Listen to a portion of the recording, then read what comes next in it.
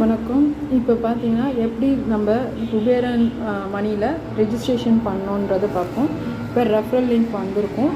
So இதில் வந்து பார்த்திங்கன்னா ஒரு ஐடி போடுறோம். ஸோ இதில்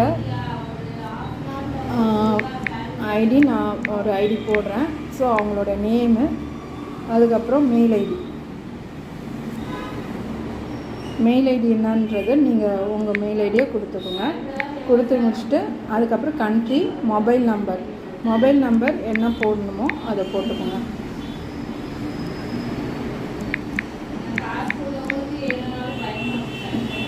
அதேமாரி பாஸ்வேர்ட் நீங்கள் செட் பண்ணுறது தான், அதையும் செட் பண்ணிவிடுங்க. கன்ஃபர்மேஷன் பாஸ்வேர்ட், அடுத்தது கன்ஃபர்மேஷன் பாஸ்வேர்ட் கேட்கும், அதுவும் நீங்கள் செட் பண்ணிவிடுங்க.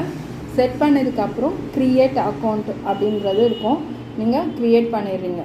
க்ரியேட் பண்ணிட்டீங்கன்னா உங்களுக்கு ஸ்க்ரீன்